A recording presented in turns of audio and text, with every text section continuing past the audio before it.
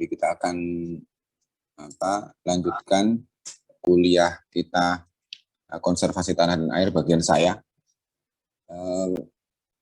Saya mendapat bagian untuk mengisi gitu ya, mendiskusikan dengan mahasiswa semua terkait dengan metode prediksi erosi gitu ya. Jadi bagaimana memprediksi erosi. Nah, terkait dengan definisi erosi tentunya udah tahu kan, gitu ya. Apa definisi erosi?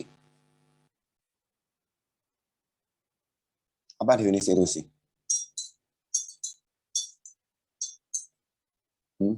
Nah, ini saya nanya yang tidak pakai video lah ya.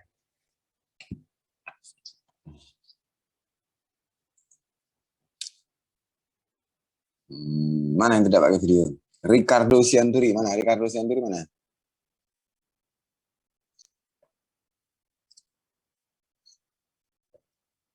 Ada Ricardo?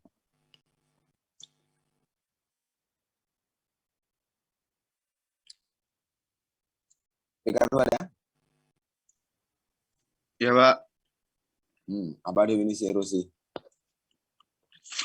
Peristiwa yang terjadi secara alami oleh pengikisan pada akibat transportasi oleh angin, Pak. Apa? Ulangi. Erosi adalah peristiwa yang terjadi secara alami oleh pengikisan pada akibat transportasi oleh angin, Pak. Oleh angin. Definisi di mana itu?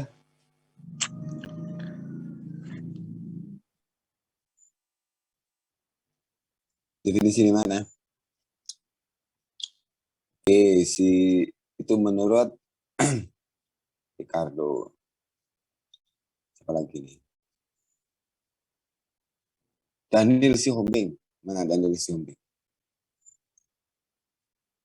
Ada. Apa nih?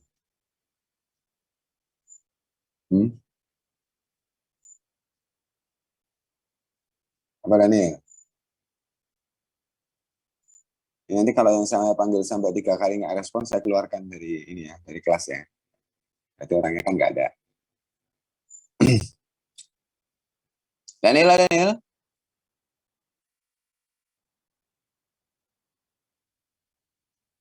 Daniel nggak ada.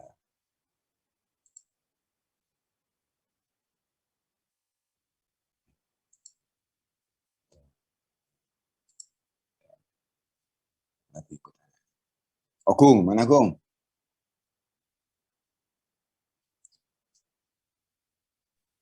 Ya, Pak. Apa Gung?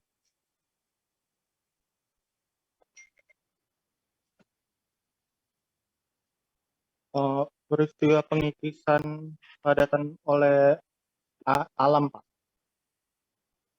Siapa yang ngikis itu alam semesta?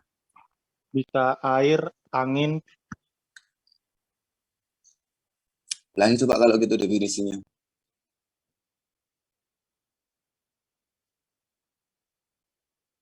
Ulangi coba definisinya. Peristiwa pengikisan padatan akibat oleh angin dan air, Pak. Padatan apa itu? Padatan tanah, daratan. Ini definisi erosi tanah aja kalian belum ini ya. Nanti dicek ulang ya. Jadi kalau maksud saya gini, kalau misalnya kalian tuh belum ngerti ya ditanyakan di kelas gitu ya. Karena mata kuliah ini kan disusunnya kan berurutan, kan gitu ya.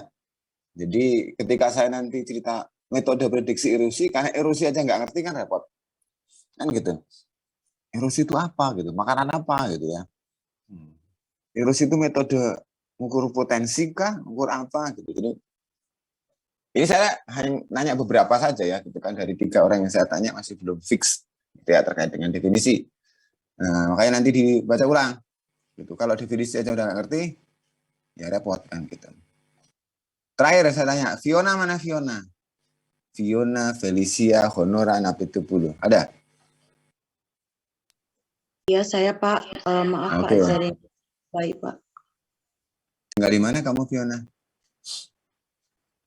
Lagi di Medan Pak, cuman kartunya kurang bagus Pak, pakai XL lagi di sini.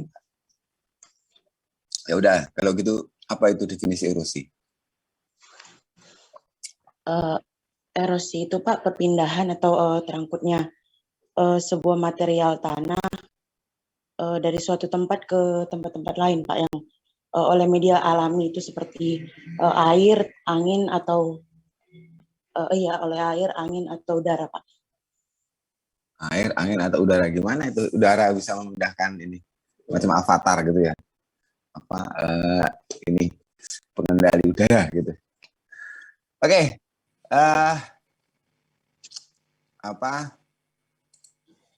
Nanti itu diulang gitu supaya lebih cepat, dan nanti akan saya lanjutkan langsung dengan praktikum ya, karena baru tadi pagi juga saya sampai rumah gitu, jadi baru jam berapa tadi ya, 3:30, jam 3. Nah, bagian saya yang pertama itu adalah metode prediksi erosi. Bagaimana kita memprediksi besarnya erosi dari suatu lahan. Nah, yang biasa dipakai gitu adalah metode USLE atau USLE gitu ya. USLE itu apa? Metode USLE, Universal Soil Loss Equation. Universal itu universal, bisa dipakai dimanapun. Soil loss itu kehilangan tanah, equation itu persamaan.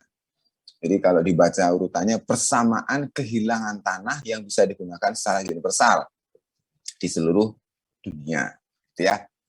Nah, untuk metode prediksi erosi dengan USLE itu nanti kita akan berbicara mengenai erosi sendiri, gitu kan, maupun seberapa besar sih tanah yang boleh hilang dari suatu lahan itu. Karena ini sangat penting dalam kaitannya nanti dengan perhitungan bahaya erosi dari suatu tempat. Dan seperti tadi disebutkan, erosi itu merupakan proses alamiah yang tidak bisa dihilangkan sama sekali. Saya nggak tahu persis apakah kemarin sudah didiskusikan, ada yang erosi alami dan erosi dipercepat, gitu ya. Kalau erosi alami itu terjadi di alam secara alami dan dia berada di dalam kisaran di bawah erosi yang diperbolehkan. Misalnya suatu lahan itu erosi yang diperbolehkan itu 15 ton per hektar per tahun. Nah, kalau erosi alami itu biasanya itu kurang dari itu. Misalnya erosi alaminya 13 ton per hektar per tahun atau 10 ton per hektar per tahun itu. Sedangkan kalau di erosi yang dipercepat itu biasanya melebihi itu. Gitu ya. Nah, tindakan yang dapat dilakukan adalah dengan mengusahakan supaya erosi yang terjadi gitu kan itu masih di bawah ambang batas maksimum. Jadi upaya-upaya yang perlu dilakukan oleh kita di dalam menjaga agar tanah itu bisa lestari gitu ya, memberikan dukungan produktivitas, itu adalah erosinya itu ditekan gitu ya, diupayakan agar dia masih di bawah erosi yang diperbolehkan. Kalau maksimumnya erosi itu 20 ya, erosinya itu bisa mungkin itu maksimum 20. Kalau bisa 15, bisa 10, nah itu yang bagus. Jadi artinya apa erosi yang masih berada di bawah ambang batas maksimum itu ya berarti erosi yang tidak melebihi laju pembentukan tanah. Minggu depan kita akan diskusi juga terkait dengan laju pembentukan tanah. Kaitannya juga dengan soil loss toleran. Gitu ya. Oke, nah metode prediksi dan hasil sedimen. Sebenarnya ada beberapa ya gitu. Yang paling umum itu USLE, Universal Soil Loss Equation, dan yang kedua ada metode modifikasi dari USLE karena ada beberapa data dari yang dibutuhkan gitu ya untuk memprediksi USLE ini juga tidak ada. Dulu Pak Wismeyer itu sebagai penemu dari metode Universal Soil Equation itu menggunakan plot seperti ini untuk pengukurannya. Jadi pakai plot ukuran 4 meter kali 22 meter gitu, kemudian kelerengannya itu adalah 8% kalau salah ya, gitu. Kemudian nanti dibandingkan antara yang misalnya kalau ini adalah terbuka begitu. Nah, sekarang kalau ada hutan yang persis seperti ini plotnya, nah ini nanti seperti apa erosinya gitu ya. Itu nanti di berikutnya. Oke. Nah, Universal Soil Loss Equation atau USLE itu memungkinkan bagi kita, para manajer, para penggiat konservasi gitu ya, itu untuk bisa memprediksi laju erosi rata-rata lahan tertentu gitu pada suatu kemiringan dengan pola hujan tertentu. Jadi yang kita prediksi itu adalah lahan dengan tutupan lahan tertentu, kemiringannya tertentu, hujannya tertentu, kemudian jenis tanah dan pengelolaan lahannya juga tertentu. Apa itu maksudnya, Pak? Maksudnya berarti ketika kita memprediksi erosi dengan metode USLE, kita perlu tahu data tentang hujannya. Kemudian tentang tanahnya, kemudahan tanah itu dierosi. Yang ketiga adalah kelerengan dan panjang lerengnya. Gitu. Yang keempat adalah tutupan lahannya itu sendiri apa. Yang kelima adalah ada tidak gitu kan manajemen lahan, misalnya kayak pembuatan terasi ring gitu ya. Kemudian penanaman sejajar kontur gitu. Nah, itu ya. Jadi USLE gitu. USLE itu memungkinkan perencanaan memprediksi laju erosi dari suatu lahan tertentu, ini laju erosi rata-rata ya, pada suatu kemiringan tertentu dengan pola hujan tertentu untuk setiap macam jenis tanah dan penerapan pengelolaan lahan. Nah, USLE sendiri itu dirancang untuk memprediksi erosi jangka panjang. Tapi yang tercakup di dalam erosi prediksinya si USLE itu adalah erosi lembar. Sudah dapat kan macam-macam erosi ya? Real erosion, sheet erosion, gully erosion gitu ya. Gitu. Jadi yang bisa diprediksi dengan USLE itu adalah erosi lembar atau sheet erosion dan erosi alur yang real, yang kecil-kecil itu. Tapi USLE gitu tidak bisa memprediksi pengendapan. Kan kalau di erosi yang biasanya kalau erosi saya kuliah itu pertama kan ada ada splash erosion gitu ya, si tanahnya itu hancur gitu, terlepas dari agregat tanahnya, kemudian dibawa oleh air kan, kemudian yang bagian atas itu namanya tererosi. Nah ketika dia dibawa ke bawah, yang bawah namanya kan pengendapan kan gitu ya. Nah di metode USLE kita tidak memprediksi pengendapan. Kita hanya memprediksi erosi lembar dan erosi alur.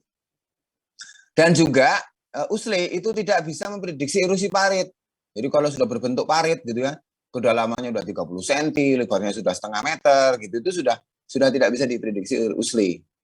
Kemudian juga misalnya erosi dari tebing sungai gitu kan, kalau sungai mengalir itu seringkali kan tebingnya digerus gitu ya, atau dasar sungai digerus, itu tidak bisa kita prediksi dengan metode USLE. Jadi USLE itu memprediksi dengan memprediksi erosi dari erosi lembar ya, sheet erosion dan erosi alur gitu ya, yang kecil-kecil itu. Nah itu constraint-nya atau batasan-batasan yang bisa dijawab oleh USLE.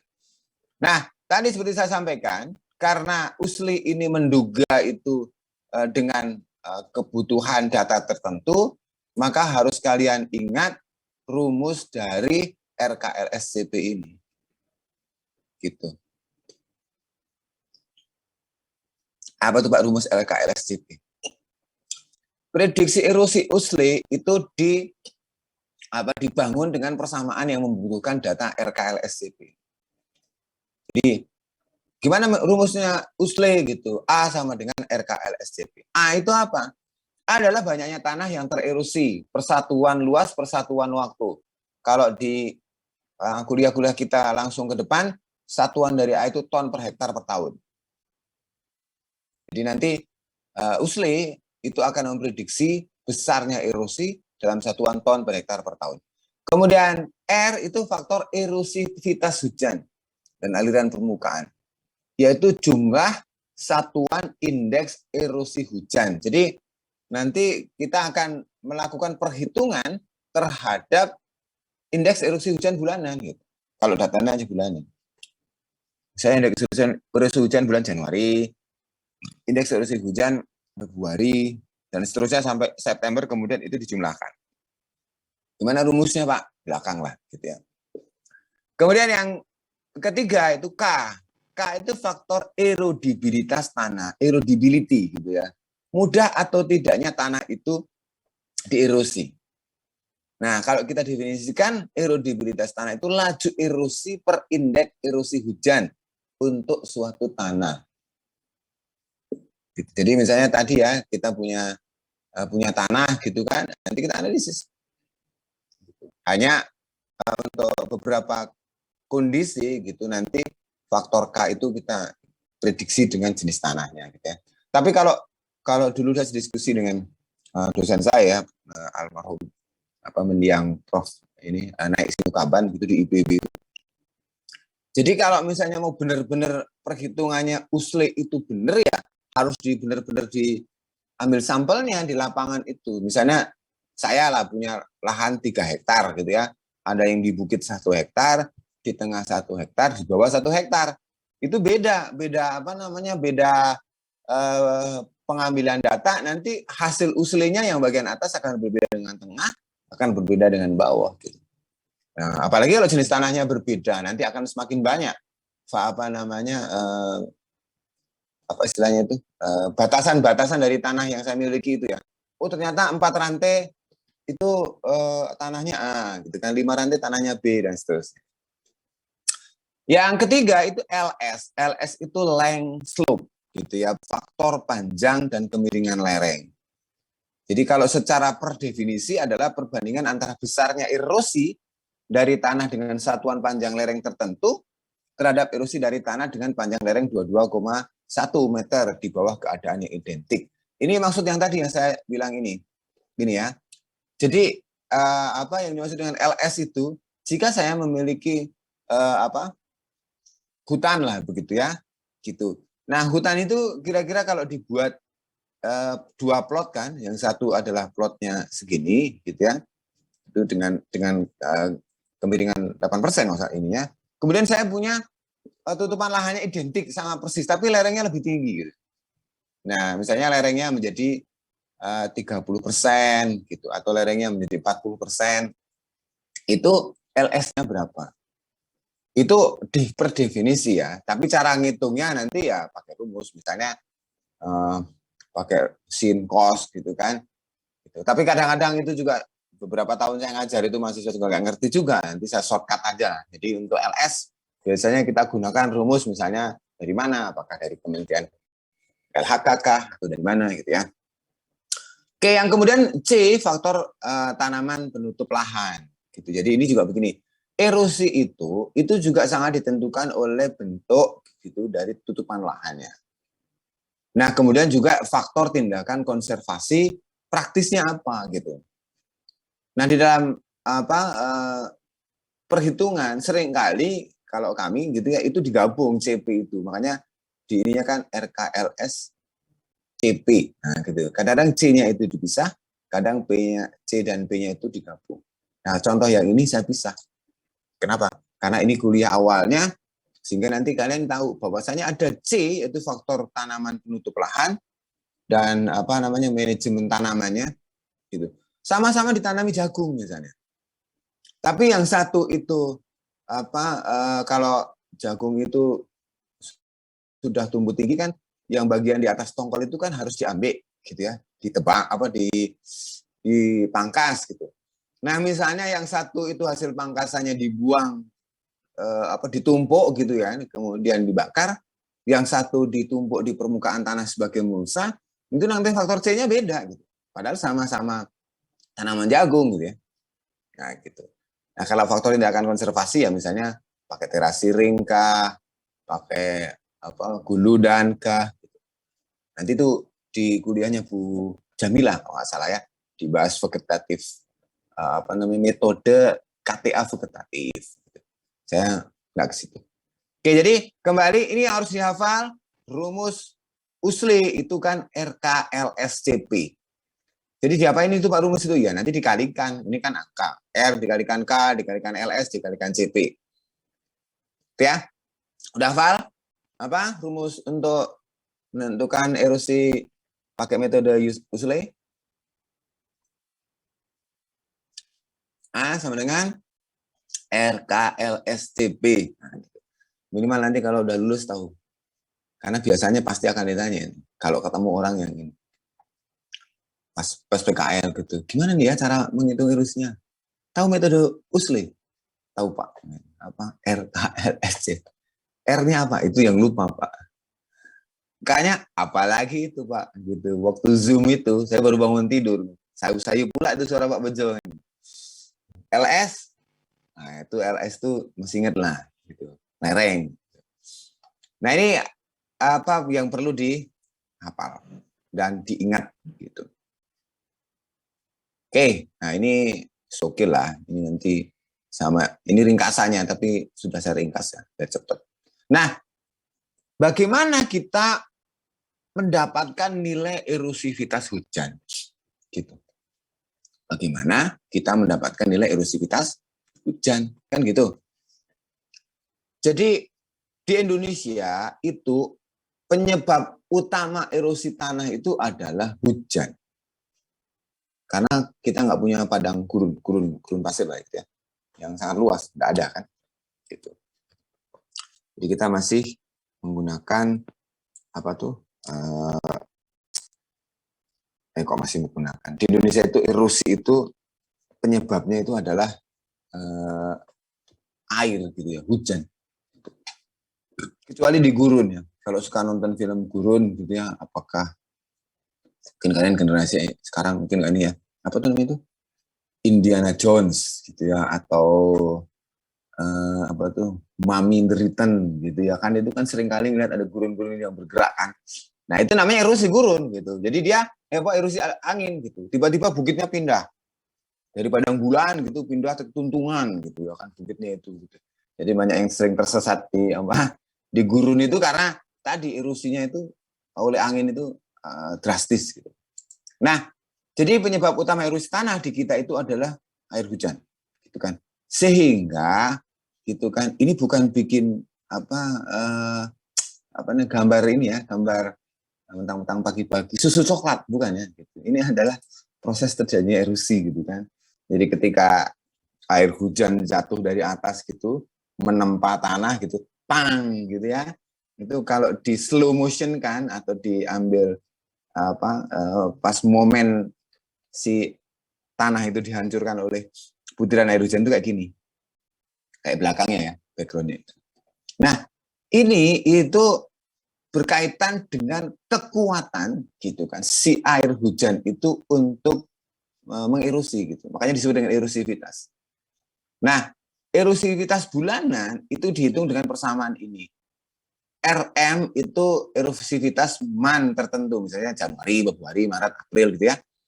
Kemudian rumusnya 2,21 PM itu precipitation of the month gitu ya. Jadi kalau kita sedang menghitung erosivitas pada bulan Januari gitu, maka hujan yang kita gunakan adalah hujan bulanan pada bulan Januari gitu ya.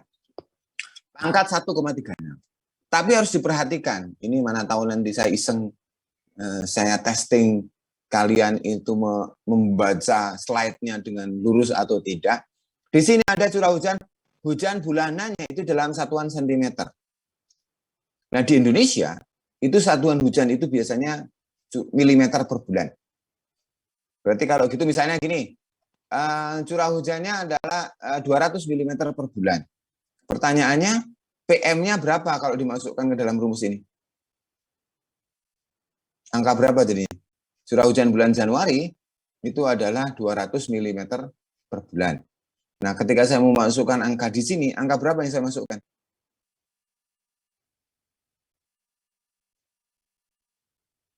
Pak. 20, gitu ya. 20. Jadi untuk penggunaan persamaan ini, ingat ya, gitu kan PM-nya di dalam satuan sentimeter. Oke. Atau ini udah deh, sorry. Ini sama ya. Ini kan sama ya. R karena R-nya itu nanti adalah akumulasi dari R bulanan, maka ini biasanya rumusnya kayak gini. Ini sama dengan yang tadi ya. Gitu. Misalnya Januari dihitung ditambahkan Februari dan seterusnya ya.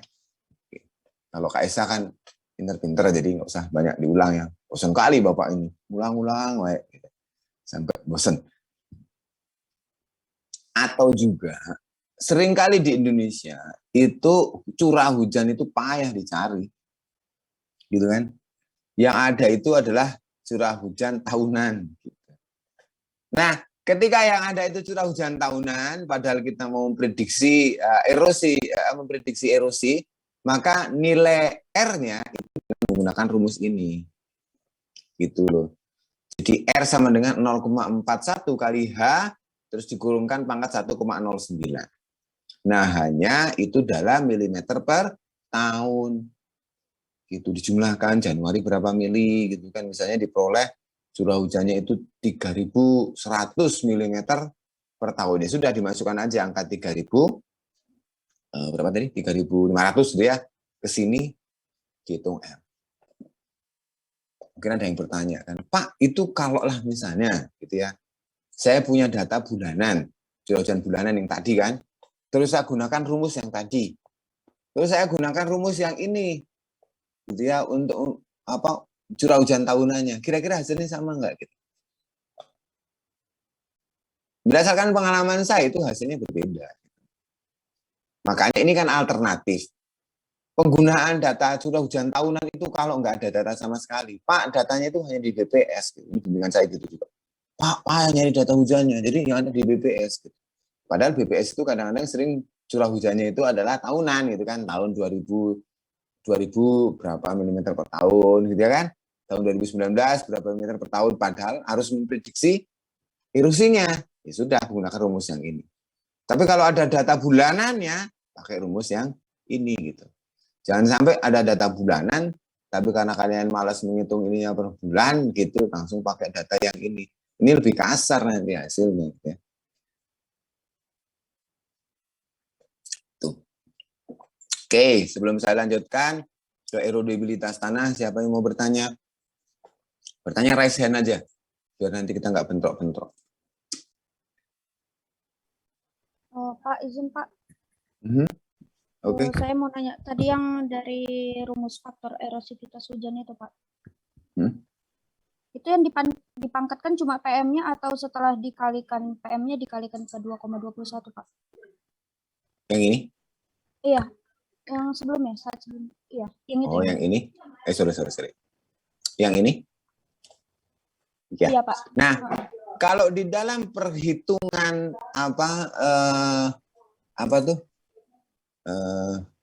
yang pangkat kali bagi tambah kurang gitu kan, itu kalau pangkat itu kan derajatnya paling tinggi, jadi dia harus didahulukan, ya kan? Setelah pangkat dan akar itu adalah kali dan bagi, baru nanti tambah dan kurang gitu kan? Kan gini misalnya kan, A dikali B ditambah C dikurang D. Itu apa yang didahulukan? A kali B dulu Pak. Iya, karena kita urutannya gitu. Tapi coba kalau gini, A min B kali C ditambah D. Nah, apa yang didahulukan? A min C kali B tambah D. Nah, mana yang didahulukan? C kali D Pak. Hah? Apa? C kali D Pak. C kali D. Kan A min B kali C tambah D. Pangkat min B itu ya Pak? Hah? A min B kali C tambah D. Mana dulu yang dikerjakan? Ini nggak ada kurung-kurungnya ya? Gitu. B kali C Pak. Min B kali C Pak. Min B kali C atau B kali C dulu gitu ya. Jadi nanti kan hasilnya harusnya kan B kali C itu berapa? Gitu kan, baru digunakan untuk mengurangi A. Jadi kan harusnya kan A min B kali C gitu. Baru ditambah D gitu. Gitu ya. Jadi kalau seperti ini ya dipangkatkan dulu baru dikalikan 2,21. Kecuali dikurung. Nah, kalau dikurung kayak gini berarti ini kan dikalikan dulu kan? Yang di dalam kurung. Berarti yang R yang ini itu 0,41 dikalikan dengan curah hujan tahunan, dikalikan dulu, baru dipangkatkan 1,09. Tapi kalau saya lupa ngasih kurungnya, berarti itu harus dipangkatkan dulu. H pangkat 1 0,09 baru dikalikan 0,41. Maknanya sangat jauh ya kan? Oke ya. Terima Oke, kasih, Pak. next. Siapa lagi yang mau bertanya? Kalau nggak ada ya bagus. Oh, Chris Tabel. Ya lo, silakan dulu. Pak, izin bertanya Pak. Ini kan di erosivitas itu kan ada yang pangkat 1,09 Pak. Itu udah ketetapan atau gimana Pak? Iya, itu hasil dari penelitian-penelitian terdahulu, terus dibuat persamaannya, gitu. Tapi kalau misalnya kita punya data, kita bisa bikin juga, gitu ya. Misalnya rumus erosivitas hujan untuk wilayah Sumatera Utara, gitu. Berdasarkan hasil riset-riset dari data-data curah hujan dan erosi, gitu kan, yang sudah dilakukan di berbagai tempat, itu ternyata rumusnya nggak kayak gini, gitu. Boleh. Tapi karena kita tidak punya data penelitian itu, maka biasanya secara ilmiah kita harus mengacu kepada hasil penelitian lain yang sudah banyak digunakan. Maka ini jadi ya ketentuan jadinya kalau kita mau menggunakan rumus ini. Gitu. Kalau mau menggunakan rumus ini, angka ini ketentuan. Kalau mau menggunakan rumus yang ini, yang bulanan, gitu ya sama juga. Ini kan juga ketentuan, gitu. Paham kan? Gitu. Tapi kalau kalian pengen bikin sendiri, bisa. Tapi itu risetnya agak lama sedikit lah. Gitu. Untuk disertasi boleh lah. Kalau untuk tesis masih meragukan. Gitu ya, sanggup nggak anak-anak itu untuk membuat kayak gini. Gitu. Gitu ya Bilo ya. Jadi kalau mau pakai rumus ini harus mengikuti rumus ini. Tidak boleh diutak-atik. Saya nggak suka dengan 1,09. Trauma kali aku dengan angka itu. Gitu kan. Mau ganti aja lah Pak. Gitu. Hari kelahiranku lah misalnya kan gitu. Nggak bisa kan. Oke ya. Ada yang lain silakan. Kalau enggak ya saya lanjutkan. Cepat selesai kan. Oke, kalau tidak ada, kita lanjutkan dengan erodibilitas. Erodibilitas itu kan tadi mudah dan tidaknya, atau angka yang menunjukkan mudah dan tidaknya si tanah itu tererosi. Erodibility, erodible. Gitu. Nah, mudah dan tidaknya tanah itu tererosi itu disebabkan, dipengaruhi atau ditentukan oleh tekstur tanah. Kita kuliah ilmu tanah dengan saya, kalau kalian masih ingat gitu, dan masih kenal dengan saya sebagai dosen yang ngajar ilmu tanah kan, salah satu ininya itu tekstur gitu. Tekstur itu berusaha mempengaruhi sifat-sifat tanah yang lain, ya kan? Jadi perbandingan relatif antara fraksi pasir liat dan debu. Ada struktur struktur itu yang yang lemah gitu ya, dipencet pakai jempol aja hancur gitu. Ada yang padat kali. Nah, itu juga nanti erodibilitasnya berbeda. Kemudian permeabilitas, kemampuan dari tanah itu untuk memasukkan air dalam tanah. Kalau misalnya dia permeabilitasnya misalnya rendah, bisa jadi nanti air yang di permukaan itu akan semakin banyak. Akibatnya apa? Terjadi aliran permukaan yang semakin banyak di permukaan tanah. Akibatnya apa lagi? Akibatnya erosi yang terjadi akan semakin banyak. Nah, gitu ya. Bahan organik. Nah, itu bahan organik kan tentunya dia akan menyerap air dan mengurangi besarnya erosi. Penelitian saya di Jambi itu terkait dengan hidrologi, dan akhirnya saya harus ngecek dari jurnal-jurnal yang ada gitu, bener nggak sih yang namanya serasah itu mengurangi erosi? Ternyata bener. Dan banyak yang nulis jurnal gitu. Kita kadang-kadang mau baca fungsi serasah aja males ya kan gitu. Tapi ternyata banyak jurnalnya. Apalagi kalian kan bahasa Inggrisnya kan jago kan gitu. Penting ya jago bahasa Inggris ya gitu. Kalau mana tahu nanti mau kuliah di luar negeri, mau nyari suami atau istri bule kan harus bahasa Inggris kan. Kayak teman saya pinter bahasa Inggris, kuliah ke luar negeri gitu kan, akhirnya dapat bule Belanda kan gitu. Jadi udah tinggal di Belanda. Itu karena bahasa Inggrisnya bagus. Sejak kuliah dia ikut AFS ya, Agriculture AFS itu ya, Association of Forestry Student, AFSA, ASEAN Forestry Student Association gitu ya. Asosiasi mahasiswa kehutanan ASEAN dan internasional. Bahasa Batak harus pandai, harus juga yang orang Batak gitu kan. Orang Jawa ya pandai orang Jawa gitu kan. Pak, saya bisa semua bahasa bagus gitu. Bimbingan saya pernah gitu, kamu pendidikan sebelah sini ya, kamu bisa bahasa Batak? Nggak bisa Pak, lah kamu orang Batak, di rumah pakai bahasa Indonesia Pak. Padahal saya memerlukan apa namanya mahasiswa yang bisa nanti diskusi dengan masyarakat gitu. Akhirnya susah juga kan gitu. Sama dengan anak-anak saya juga itu juga gitu ya. Orang Jawa tapi sama sekali nggak ngejedain itu orang Jawa, jadi apa nggak bisa bahasa Jawa. Nah kalau kalian misalnya orang Batak, orang Mandailing, orang Karo dan tinggal di Sumatera Utara, jangan sampai nggak bisa bahasa ibu ya. Nanti dosennya minta kamu pendidikan di sini saja, bagus ini. Gitu ya. Ini agak sedikit sosialnya. Kamu kan pandai bahasa Karo, misalnya. Waduh Pak, saya nggak pandai bahasa Karo, rugi nanti itu. Gitu. Jadi bukan berarti nggak penting. Nah, penting juga menguasai bahasa Inggris. Sekarang literatur bahasa Inggris. Dan siapa tahu nanti mau sekolah ke luar negeri kan bahasa Inggris. Nah, kembali ke sini. Ya, faktor erodibilitas tanah itu ditentukan oleh banyak faktor. Gitu, ada apa? Tekstur, ada struktur, ada permeabilitas, ada bahan organik. Nah, hanya saja seringkali data ini suka nggak didapat gitu. Yang didapat apa? Didapat jenis tanah. Nah, kalau misalnya gitu kan, terutama saya lah misalnya ketika saya mau memprediksi erosi udah luas gitu kan. Skala DAS, skala landscape gitu, atau skala kabupaten kadang-kadang gitu kan. Maka seringkali data ini itu nggak bisa gitu. Kita nggak punya dana yang cukup untuk menganalisis tanah gitu. Ribuan tanah misalnya gitu kan mau dianalisis. Akhirnya apa?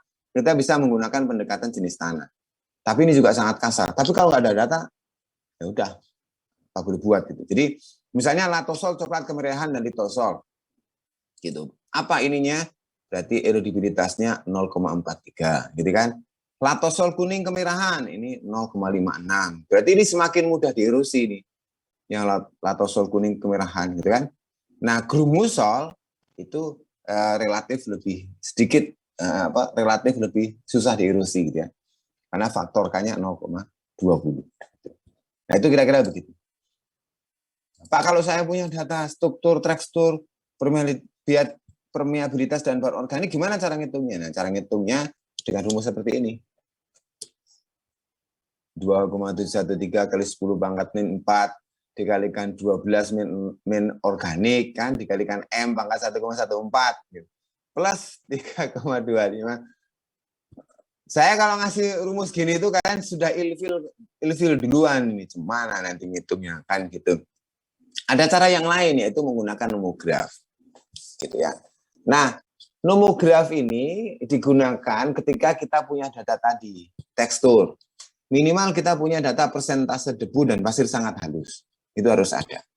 Kemudian bahan organik, kemudian persen pasir, kemudian nanti strukturnya apa, kemudian permeabilitasnya apa, itu bisa kita mendapatkan apa nilai dari erodibilitas tanah.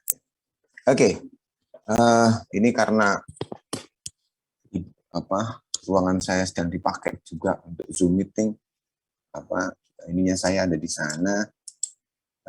Saya ingin kalian memperhatikan cara menggunakan ini. Nampak ya? Nah, cara menggunakan nomograf ini. Nomograf ini, perhatikan, digunakan mulai dari sebelah kiri, data paling kiri, yaitu persentase debu ditambah pasir sangat halus. Misalnya saya punya data itu, debunya itu 30%, pasirnya 40%, liatnya 40%. Berarti debunya 30% ya. Pasirnya 40%. Pasir sangat halusnya itu 10%. Nah, pertanyaannya, pasir debu ditambah pasir sangat halus di sini berapa persen? Sebelah kiri. Saya punya data gitu kan untuk analisis tekstur tanah gitu ya. Debunya 30%. Pasirnya 40%. Liatnya 40%. Kemudian dari pasir itu saya analisis gitu. Pasir sangat halusnya 10%. Pasir halusnya 10%. Pasir kasarnya 20%. Nah, pertanyaannya kan berarti kan persentase debu ditambah pasir sangat halusnya jadi berapa? 40, Pak. Berapa, Ci? 40, Pak. Oke, 40. Berarti kita akan gunakan data 40 di sini. Gitu ya. Di sebelah kiri. Kok lihat ya kalau pakai ini ya, pakai laser ya. Apa? Ini, oh ini aja nih. Nah ini di sini gitu ya. Nah untuk apa latihan ini lihat garis-garis yang sudah dibuat ini. Jadi misalnya saya punya data pas persentase debu dengan pasir sangat halusnya itu sekitar 47 lah, atau 48% berarti di sini ya. Nah dari angka 48% itu tarik ke kanan, terus gitu ya, sampai ketemu berapa persen pasirnya itu. Gitu. Misalnya persen pasirnya itu adalah ini 1, 2. Dalam penelitian ini adalah berapa persen dia? 5%.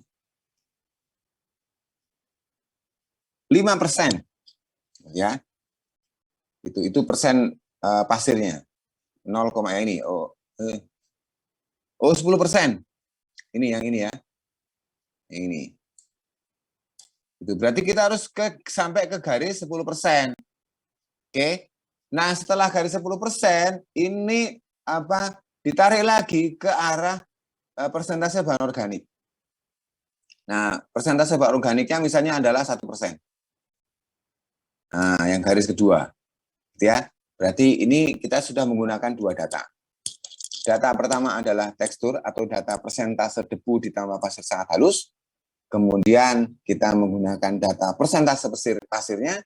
Sekarang kita menggunakan data persentase bahan organik. Nah, setelah ketemu persentase bahan organik, ini akan kita pertemukan gitu kan garis ini dengan struktur tanah gitu. Misalnya struktur tanahnya itu adalah granular halus nomor 2, berarti kita tarik aja ke kanan. Ini garis ini. Sampai bukan, granular sedang sampai kasar. Nomor 3. Nah, berarti sampai nomor 3. Nah, ini garisnya nomor 3 ya di sini. Nah, setelah itu kita akan pertemukan lagi dengan permeabilitas. Misalnya, tanah ini permeabilitasnya itu sedang, nomor 4, berarti tarik aja ke bawah. Sampai nomor 4. Nah, setelah selesai, baru kita tarik lagi ke kiri. Nah, kita akan peroleh, gitu kan, dengan data ini, faktor erodibilitas tanah kita itu adalah sekitar 0,27 lah, gitu ya, kita sepakati aja. 0,27.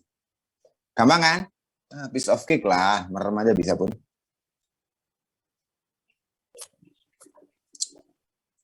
Oke, kalau yang mau nanya silakan.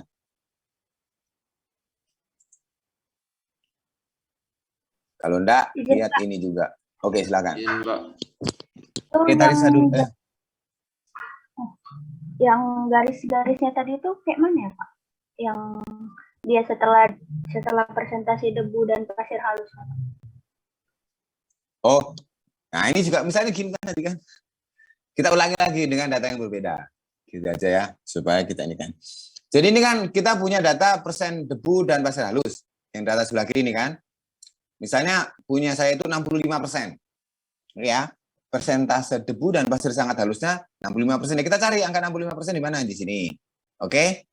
Nah, kemudian pasir saya itu berapa persen gitu. Rupanya pasir saya itu adalah 5% gitu ya. Berarti nanti dari angka 65% itu cari gitu kan garis persentase pasirnya yang 5%. Oke lah, kita anggap di sini. Ini kan 5 kan? Ini yang garis ini 5. Oke. Nah, kemudian dari situ kita akan cari berapa persen bahan organiknya. Bahan organik tanah kita itu. Di dalam contoh yang ada di slide ini bahan organiknya itu 3%. Berarti kan garis yang ini. Ini kan garis 3%, garis 4% gitu kan? Garis 5%, berarti garis yang ini yang kita pakai. Oh, berarti kita tarik aja ke atas gitu. Sampai ketemu bahan organik 3%. Nah, urutannya kan gitu. Setelah bahan organik, kita akan pertemukan lagi gitu kan dengan struktur tanah. Nah, misalnya struktur tanah di sini itu adalah granular halus, fine granular gitu ya. Maka kita tarik lagi ke kanan dari pertemuan dengan angka 3 ini ya. Ke kanan gitu sampai ketemu find granular nomor 2. Nah, udah ketemu di sini. Nah, setelah kita gunakan data struktur, maka akan kita gunakan data permeabilitas. Misalnya, gitu kan, permeabilitasnya dari tanah saya ini itu informasinya adalah lambat ke sedang, nomor 4 misalnya. Jangan nomor 4 lah, nomor 5 lah lambat. Berarti ini kan ada angka 1, 2, 3, 4, 5 ya, semakin ke kiri sini semakin besar. Berarti kita pakai garis yang kedua, angka 5. Ya udah, tarik aja.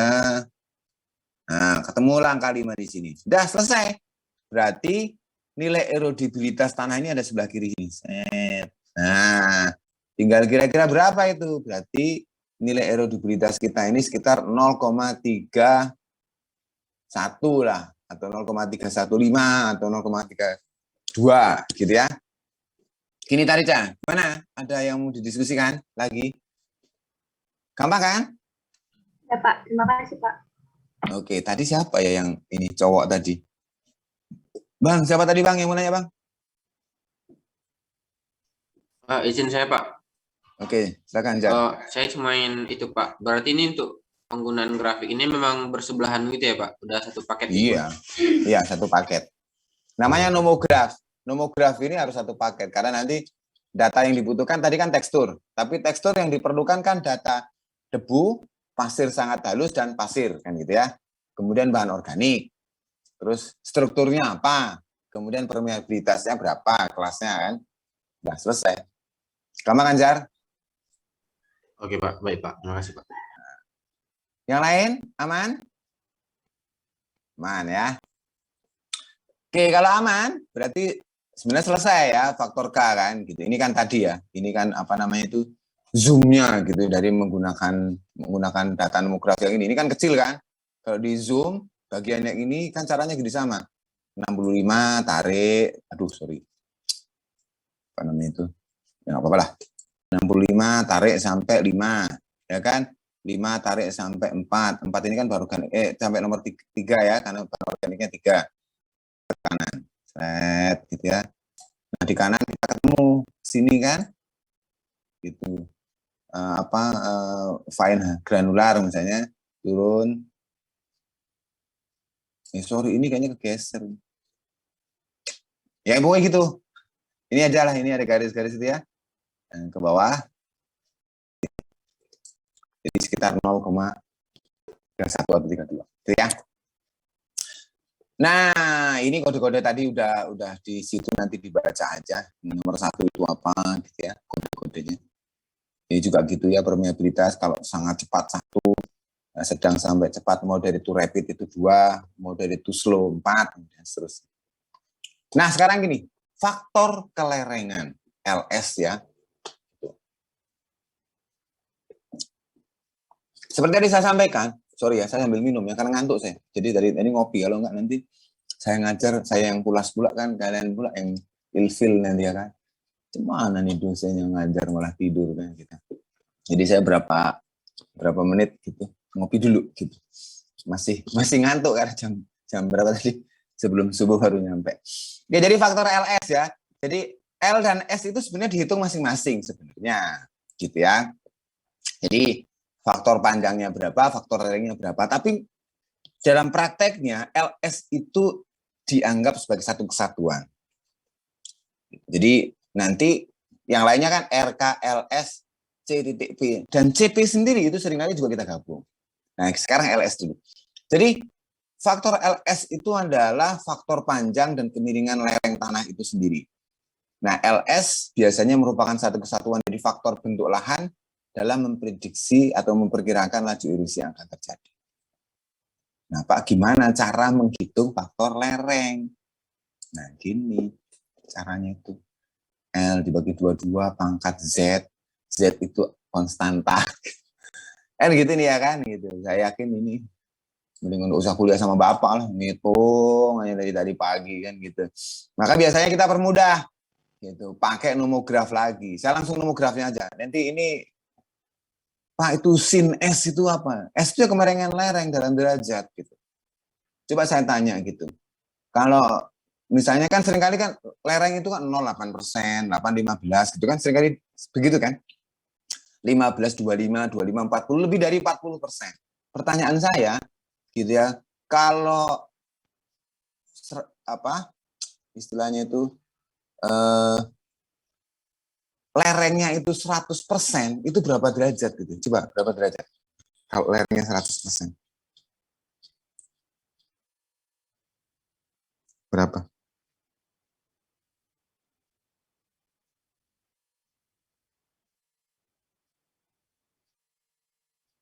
Berapa?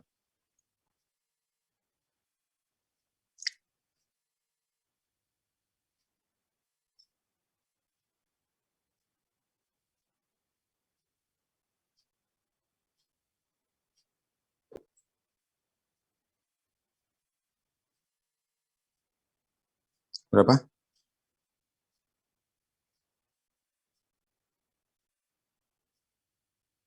Berapa ini? Berapa apa tuh? Berapa persen?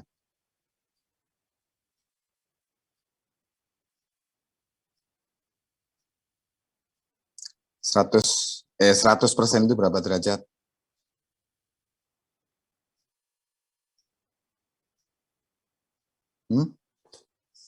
Berapa?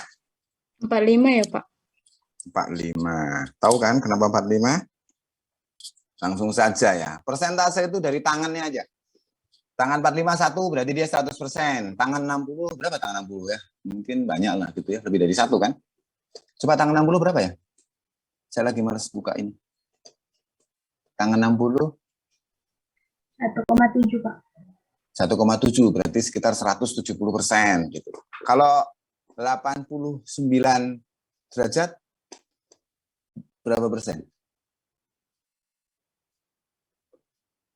Tangan 89.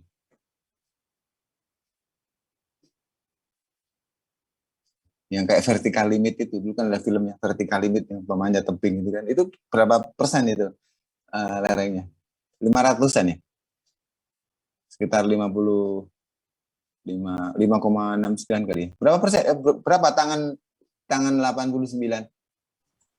Karena kalau tangan 57 Pak. 57 berarti kan sekitar 570% gitu kelerengannya ya. Kan gitu. Padahal kelerengan itu lebih dari 40% aja kan sudah sangat terjal ya. Kan gitu. Karena kalau tangan 90 itu unlimited apa namanya? Tak terbatas kan gitu. Jadi nggak bisa dihitung. Oke, jadi karena kita menggunakan sin S gitu dan lain sebagainya, kalian pasti akan pening, apalagi ada sin kuadrat S gitu.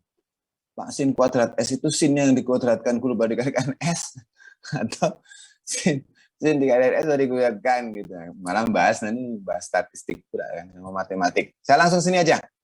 Kita menggunakan nomograf. Gimana Pak cara menggunakan nomografnya? Ya kita harus tahu berapa panjang lereng kita dan berapa kelerengan kita. Gitu. Nah misalnya saya punya data ini, yang gambar ini sebelah. Nah itu, ini. Cara menggunakannya gampang gitu, tinggal pakai aja. Gitu. Iya Pak, tinggal pakainya gimana?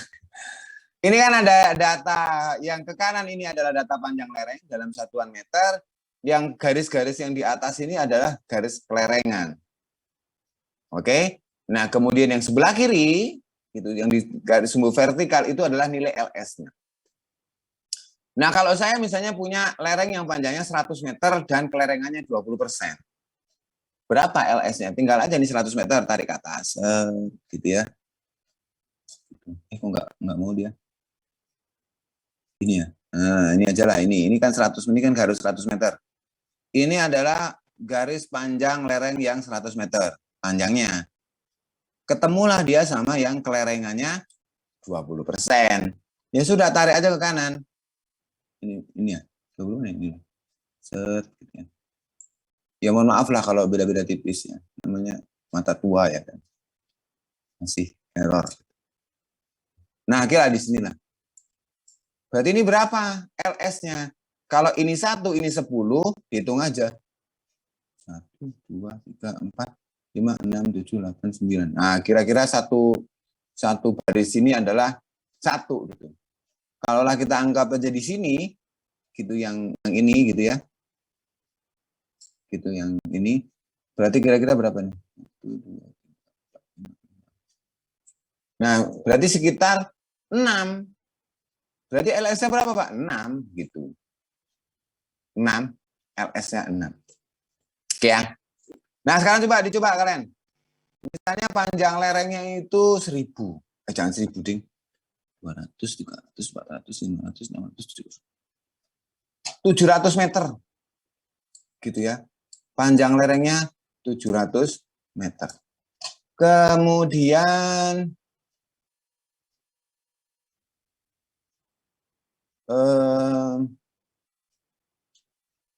yang gampang-gampang aja. Kelerengannya 5%. Gitu ya. Berapa LS nih?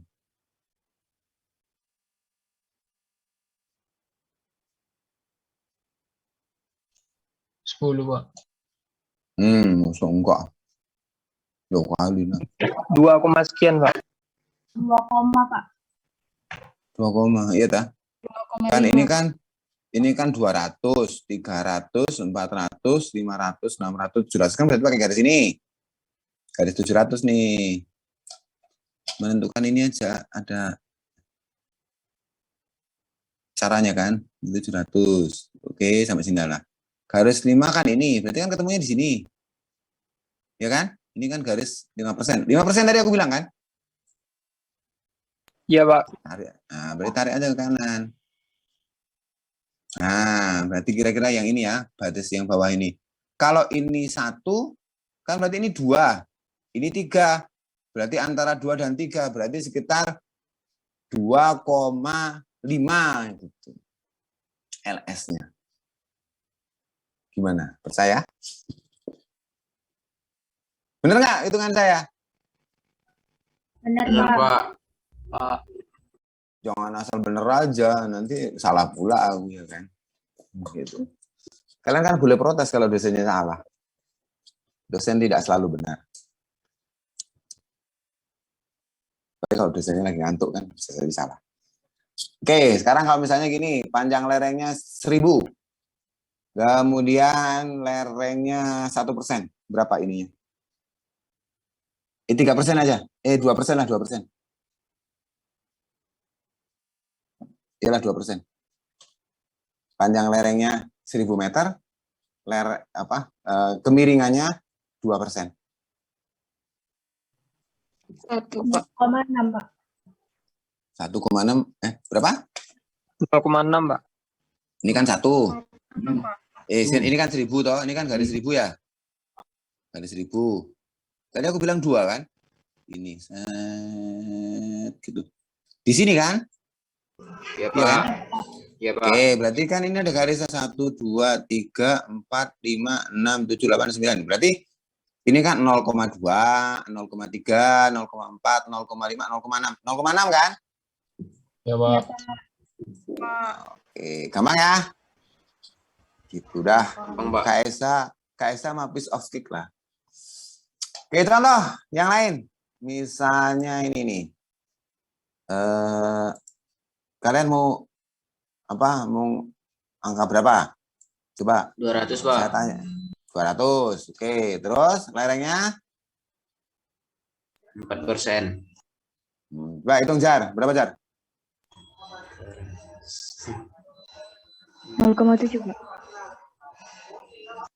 Lebih kayaknya. 0,9, Pak. 0,8. Enggak lah.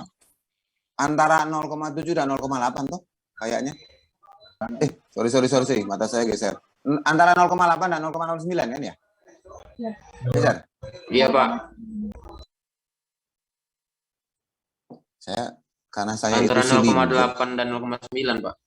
Iya, saya itu silindris. Jadi kalau ngeliat garis-garis gini tuh, coba lihat. Saya kalau bikin garis kan suka nggak lurus ya. Karena silindris, orang silindris itu bikin garis tuh suka mencong-mencong aja. Masang foto gitu tuh bisa ini. Di sini kan? Ini kan pertemuannya ya? Iya, Pak. Nah, Iya, Pak. sini aja. Nah, di sinilah. Jadi sekitar 0,88 lah gitu ya. Oke, yang lain siapa? Yang mau mau latihan. Kalian yang menentukan panjang lerengnya, kalian yang menentukan slope-nya berapa.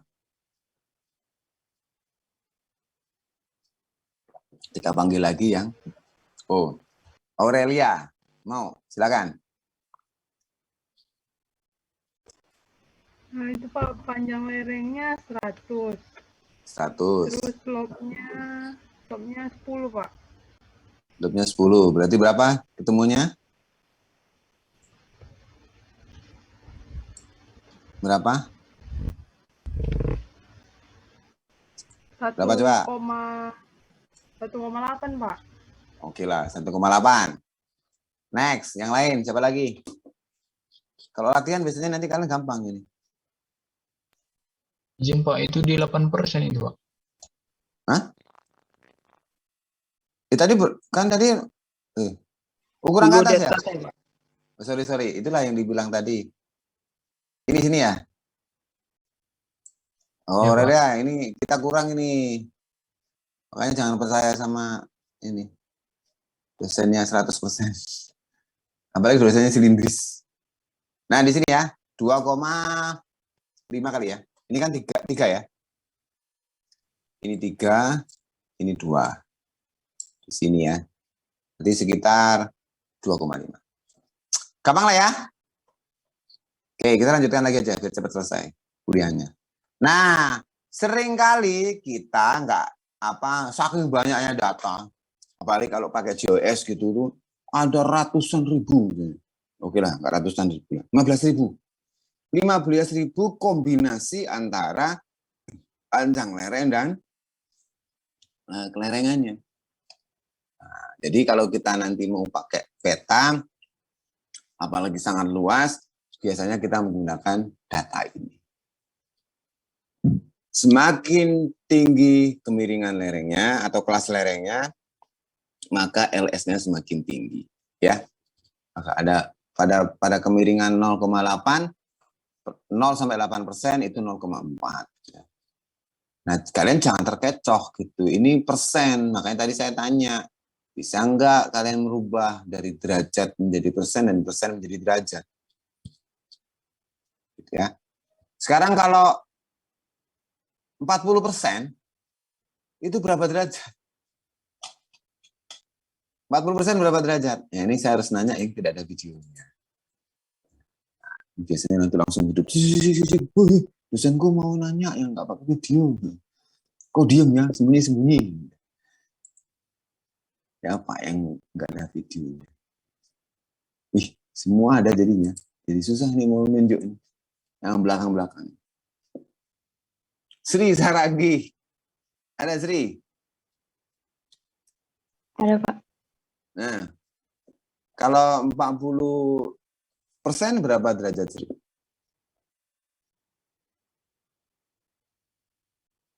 Kalau tadi kan 45 derajat sama dengan berapa persen? 100%. Sekarang kalau 40% berapa derajat Sri?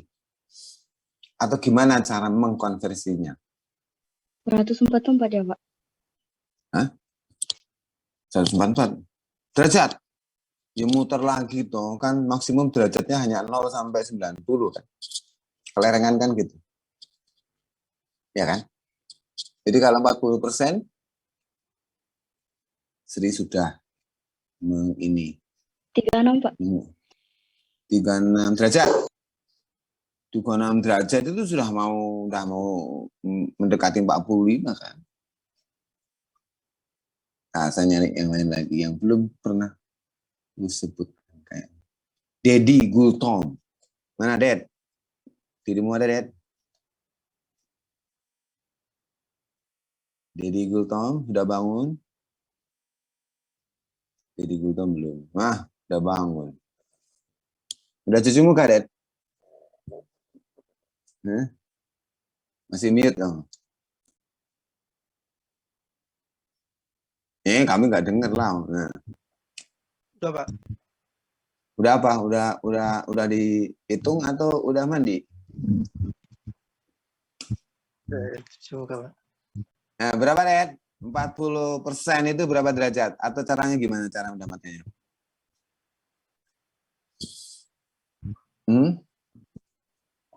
Diapain? Coba siapa yang tahu diapain data 40%? Berarti dia diapain data ini? Kan pangkat -1 kali 0,4. Pangkat -1 kali 0,4. Yang mudah gitu. 40% itu berapa kalau didesimalkan? 0,4 Pak. 0,4 gitu ya. Nah, 0,4 itu hasil dari tangannya. Kalau kita mau mendapatkan derajatnya diapakan? 2 NDF, Pak. Ya, kalau di kalkulator mungkin 2 NDF atau shift tangan gitu ya. Atau apa tuh?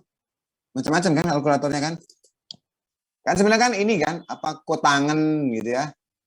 Ya kan? Nah, itu kan tinggal dibalik aja kan?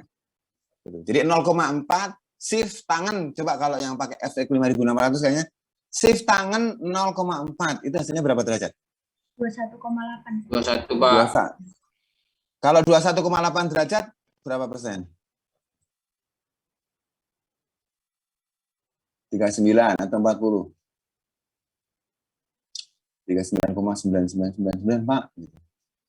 Berapa? 21. 39,9. Oke, jadi kalau kalian ditanya bagaimana merubah dari persen menjadi derajat, ya ini kan persen berarti kan dibuat desimal dulu, baru di apa kotangan ya, apa namanya itu istilahnya, merubah dari hasil menjadi kotangan kan? Iya Pak. Kotangan atau pokoknya gitu ya, shift tangan atau kotangan lah gitu, tergantung kalkulatornya. Gampang ya? Gampang. Yang terakhir itu faktor penggunaan lahan, C, dan pengelolaan lahan. Gitu. Nah, indeks faktor penggunaan lahan dan teknik pengelolaan lahan sering dinyatakan sebagai satu kesatuan parameter, yaitu faktor CP. Makanya tadi kan di awal tulisannya kan RK, LS, LS kalau digabung, C titik P gitu. Kadang-kadang C-nya kita hitung sendiri, P-nya sendiri. Tapi untuk praktek kita ini, karena kita orang kehutanan mau praktisnya, kita pemakai gitu, kita CP-nya digabung. Nah, faktor C dan P dipengaruhi oleh jenis tanaman atau tata guna lahannya dan tindakan pengelolaan lahan atau teknik konservasinya yang dilakukan oleh yang memiliki lahan. Misalnya apa? Apakah ditanam kontur gitu. Saya 3 hari kan ke Aceh ya, ke Gayo Luwes, ke Aceh Tenggara gitu. Misalnya di bukit-bukit itu ditanami gitu kan. Nah, kalau ada tanaman yang penanaman yang searah kontur gitu kan, dibuat larikannya itu dari atas ke bawah gitu, ini bukit gitu ya, terus si tanamannya itu mengikuti bukitnya ke bawah, itu erosinya juga akan tinggi. Tapi kalau misalnya dia dibikin kayak sabuk, kayak ini ikat pinggang kan, ikat pinggang itu kan mengikuti kontur pinggangnya kan gitu. Nggak ada kalian masa ikat pinggang itu satu di bawah gitu, beda 3 cm aja yang kiri dan kanan kan kerasa nggak enak kan harus sama kan ketinggiannya kan gitu ya. Atau strip cropping dan lainnya itu nanti akan mempengaruhi besarnya faktor CP. Nah, untuk skala praktisnya gitu nanti faktor CP itu menggunakan data dari penelitian yang sudah ada yang ini. Jadi nanti kita karena kita praktisnya gitu faktor CP itu dari sini. Tapi ada beberapa hal yang menjadi penting. Ini yang ingin saya tekankan pada kita gitu ya, orang kehutanan. Yang namanya hutan misalnya gitu ya. Hutan itu kalau hutan alam oke. Nilai CP-nya sangat kecil, 0,01. Hutan dengan ada tumbuhan bawah dan serasah, tanpa tumbuhan bawah, ada serasahnya, itu erosinya masih kecil. Ini saya sudah buktikan ya, waktu saya penelitian S3 di Jambi untuk riset doktor saya. Kemudian yang kalau hutan itu tidak ada tumbuhan bawahnya, dan juga tidak ada serasahnya, itu erosinya tinggi. Makanya kalau orang bilang, oh hutan ini erosinya rendah, ya dilihat dulu. Gitu. Makanya hutannya TPL gitu bisa jadi erosinya masih tinggi kalau tidak ada tumbuhan bawah dan tidak ada serasahnya. Kan gitu. Hutan di Jawa, di Jati itu seringkali begitu juga. Kalau tidak ada tumbuhan bawah dan tidak ada serasanya, itu tinggi juga erosinya gitu. Ini kan angkanya besar ya. Yang ini kan 0,5 tuh, ya kan? Ya ini 0,01. Ini kan beda jauh kan? Istilahnya kalau dipersentasekan, yang tak terganggu ini 1%, yang memiliki serasa itu 5%. Ini kontribusinya 50%. Faktor pengalihan sangat tinggi kan? Oke ya? Gitu. Jadi saya S1 penelitian sudah membuktikan ini, gitu kan.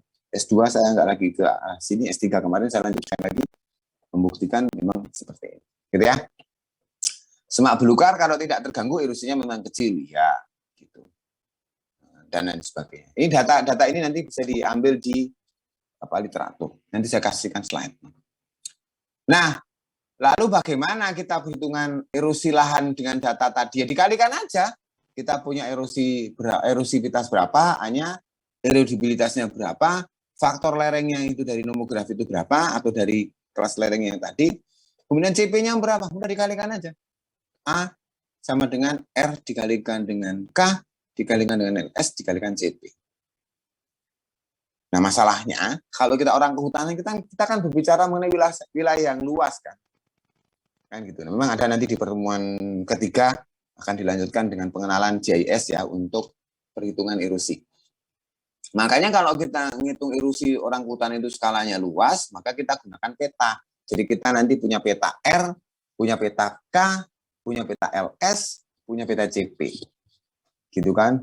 Nanti itu ditumpang susunkan satu dengan yang lain sehingga kita punya kombinasi yang banyak kan gitu. Misalnya hujannya ada dua peta, berarti ada 2. Gitu kan.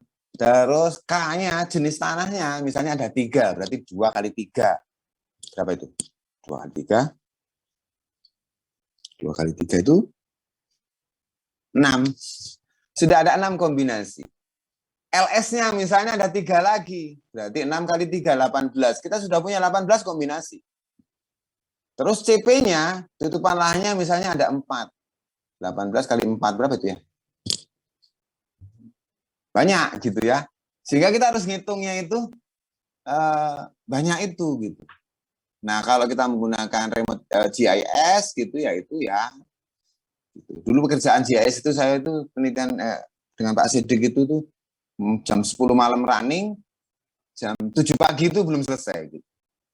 Listriknya kadang mati pula kan gitu, itu ngulang lagi. Kalau sekarang dengan laptop saja yang bagus gitu, kerjaan yang kalau dulu tahun 2003, 2004 itu harus nunggu sehari semalam, sekarang ya 10 menit lagi. Klik.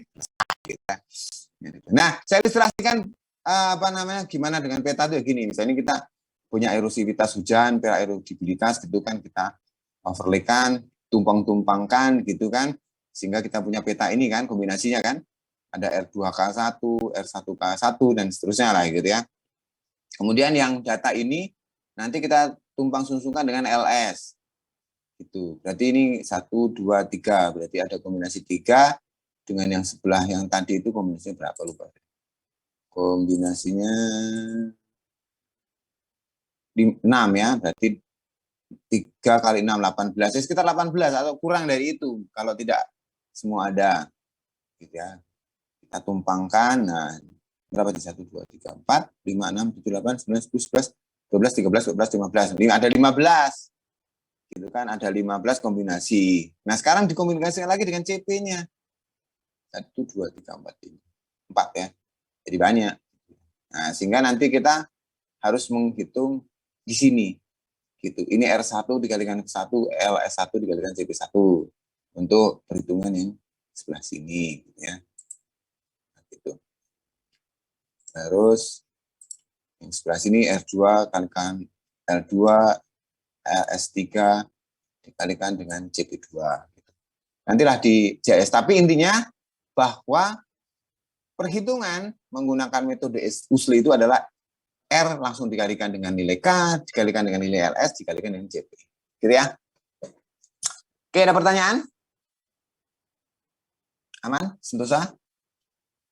Oke, nah besarnya erosi gitu kalau dikaitkan dengan landscape dust gitu ya, itu dapat memberikan gambaran tingkat kekritisan yang terjadi pada landscape dust itu.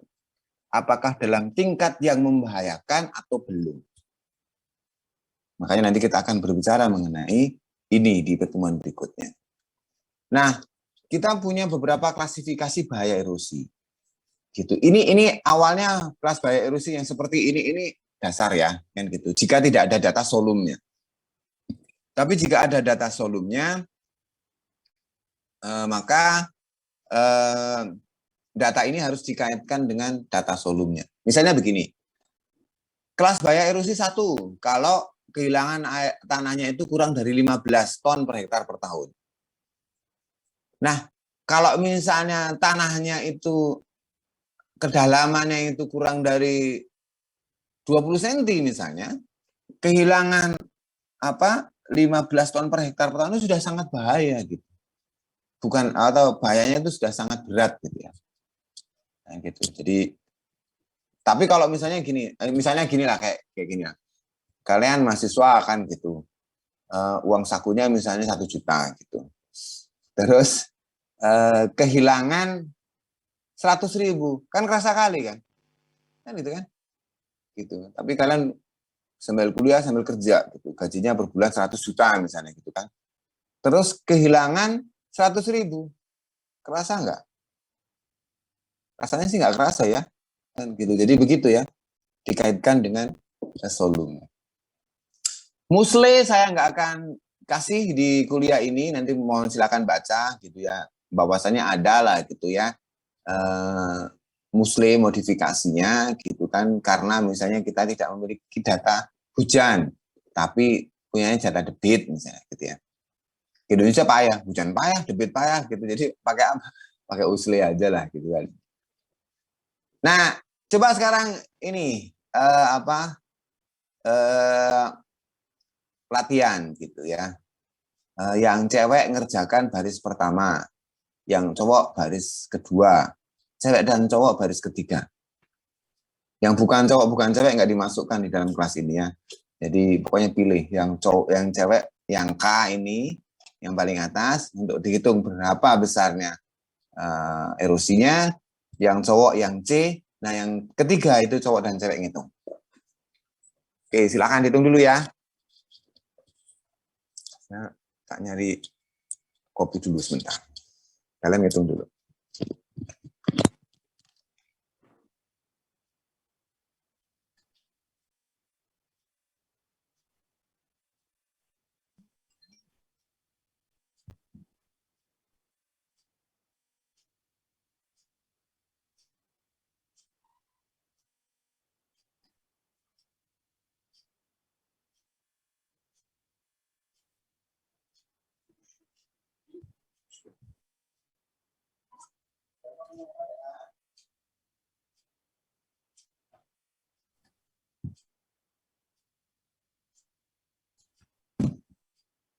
Kalau nggak diinfus.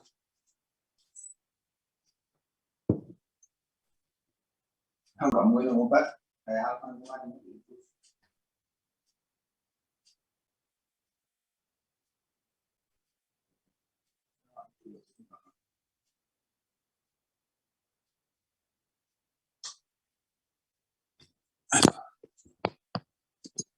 Oke, berapa? Yang K berapa, Ibu-ibu? 120,347. Oke, 120-an ya. Yang C berapa? Bapak-bapak? 144, Pak. 104. Yang H berapa? 154,52. 154,52 ya. Oke, gampang kan? Gampang. Paling kan nanti Pak yang susah kan tiba-tiba kok dapat R1 1168 ya hitunglah. Gitu misalnya nanti saya kasih data curah hujan bulanan. Ingat ya kalau pakai data bulanan misalnya saya kasih mili gitu kan, kalian harus hitung dalam satuan senti. Kalau curah hujan tahunan gitu ya pakai tahunan gitu.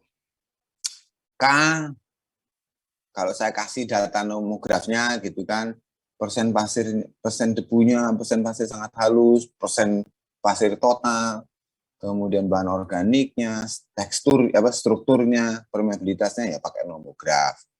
Kalau tidak ada ya pakai jenis tanah. Oke, udah selesai. Gitu. Ada yang mau disampaikan? Karena kalau tidak ada, saya akan lanjutkan dengan praktikum yang kemarin tertunda. Tuh. Cepat ya. Ini nanti jam 10 udah dipanggil lagi fakultas untuk mendengarkan Pancasila tentang lagu Indonesia Raya biasanya suka lupa. Jadi nanti zoom-nya biar nggak bentrok. Oke, nah praktikum kita hari ini minggu ini gitu.